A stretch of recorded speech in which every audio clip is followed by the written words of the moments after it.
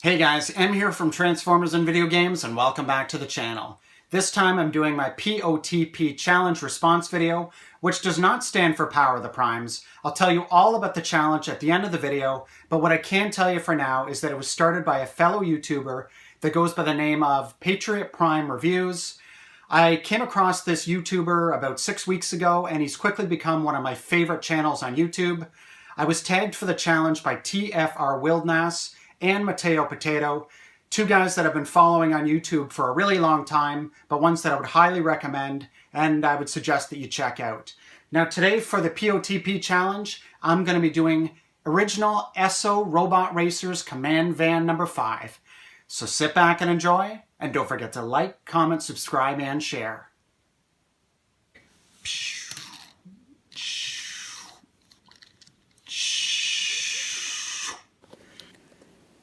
All right, now just a little bit of background information about these figures before we get into the review itself.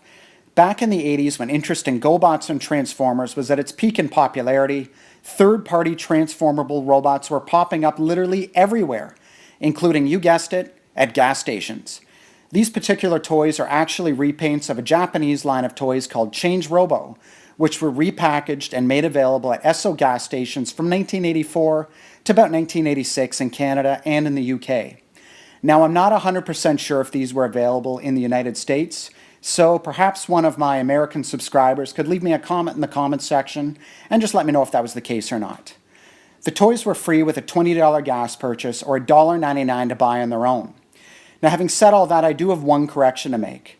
In my introduction, I said that his name is Command Van number 5. His name is actually just Command Van, and he's the 5th figure in the series. On that note, I do have to applaud the marketing team for the name that they used. This is obviously a case of what you see is what you get.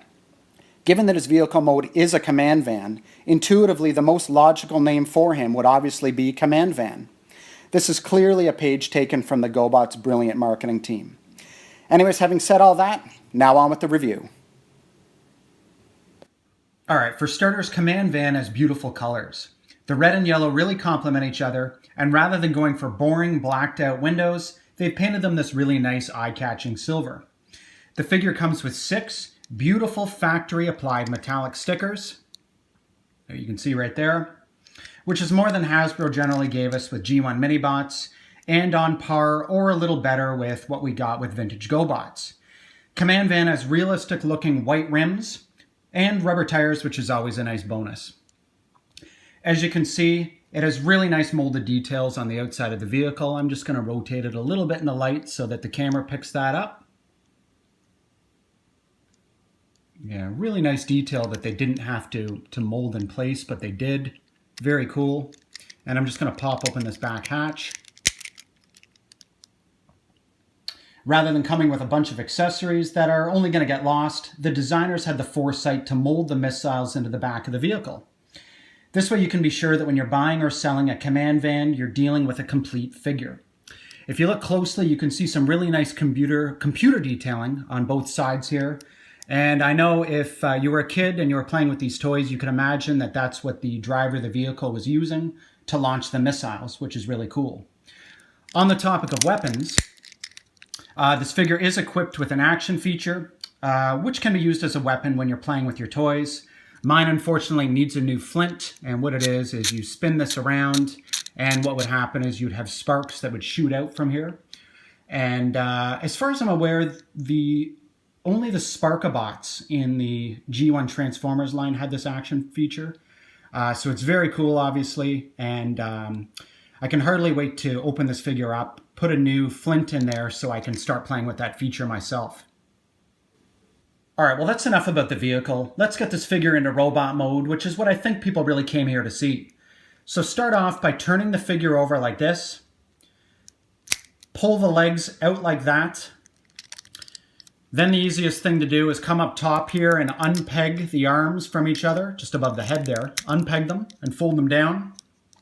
And then the last step is to pull the fist down like this. And that's it for transformation. Here he is in robot mode. Alright, so as you can see, the transformation is satisfyingly simple. You know, while your friends are struggling to transform more complex toys on the make-believe battlefield, you can be the first out of the gates and winning the war with your Esso Robot Racer. So now that we've covered transformation, let's take a quick look at articulation. Now the head is fixed in one spot, which is obviously my preference. I do have other more articulated figures, but honestly, I couldn't tell you how many times I've actually had the head rotate 90 or especially 180 degrees. Normally I have them facing forward anyways, so in this case it's really just a matter of cutting to the chase. As far as arm articulation, it's got my favorite articulation, which is straight out to the side, which is, you know, usually pretty useful in a gunfight. And in this case, because he's a real OG, when I play with it, what I like to do is obviously I position the arm out at the side like that, almost like he's shooting a gun gangster style, you know, with the arm out to the side and the gun sideways. So that's one of my favorite features right there. Then when it comes to leg articulation, you can see that it's fixed in one place, which really makes this an original figure. Quite honestly, I'll just show you what I mean down below. I know when a lot of children are playing with toys, they kind of have figures hopping along like that anyways. So to me, that's an option. Or if you want to get a little bit more creative, you can sort of have them sliding along like...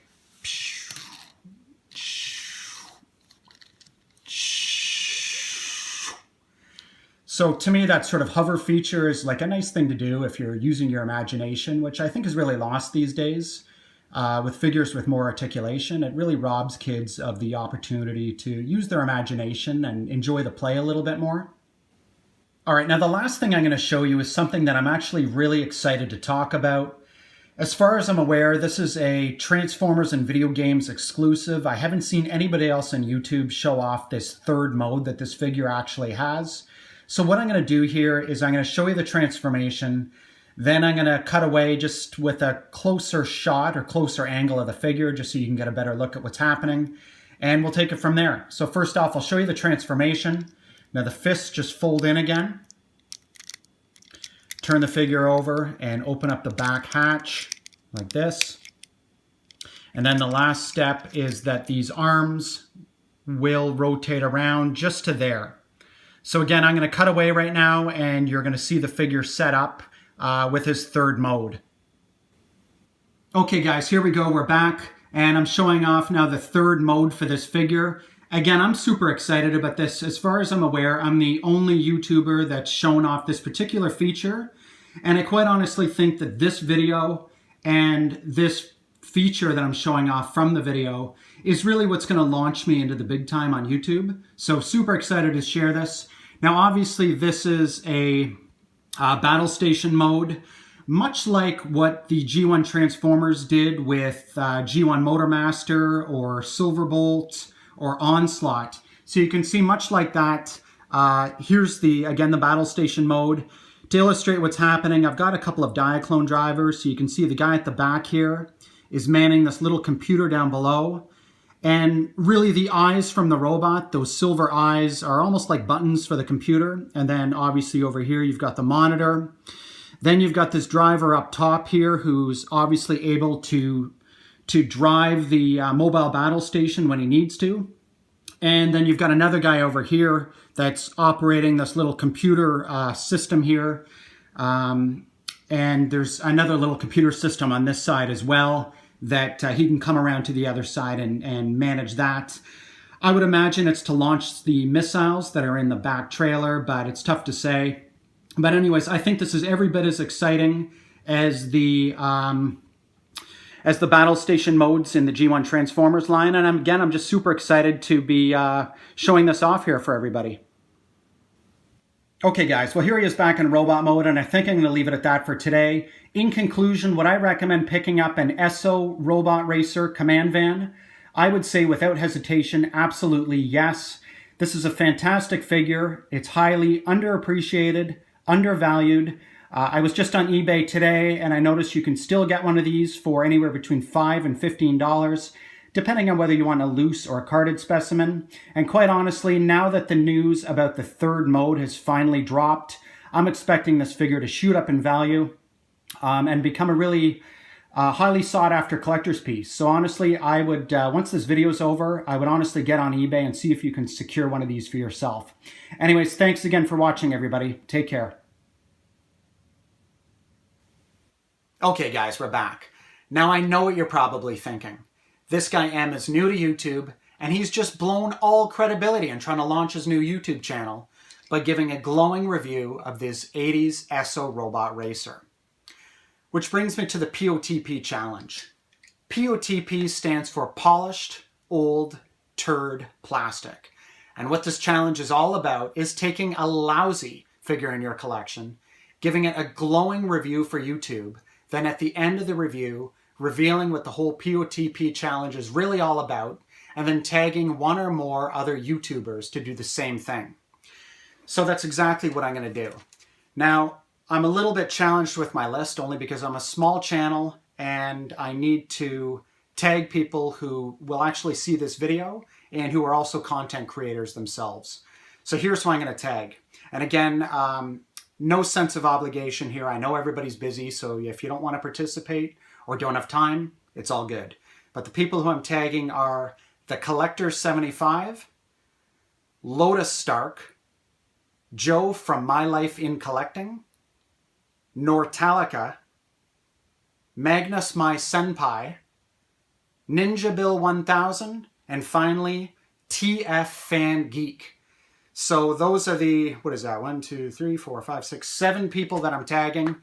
Hopefully at least a few of you are able to do it and then to tag somebody else or a few other people if you like.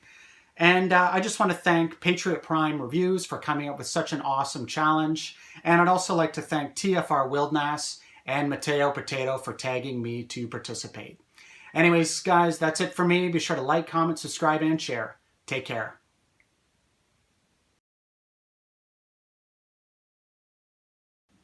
And the last thing I wanted to mention too is that when it comes to people that do animations, stop motion animation, obviously I think that the way that the legs are fixed in one place is easier. You don't have to worry about trying to get this realistic looking movement going.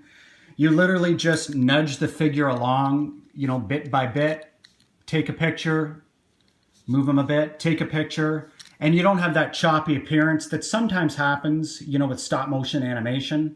You know, where the leg movement doesn't quite add up. So again, that's just another bonus feature if you're a stop motion animator. Obviously, it's going to be a lot easier to animate a figure like this than something with a lot more articulation.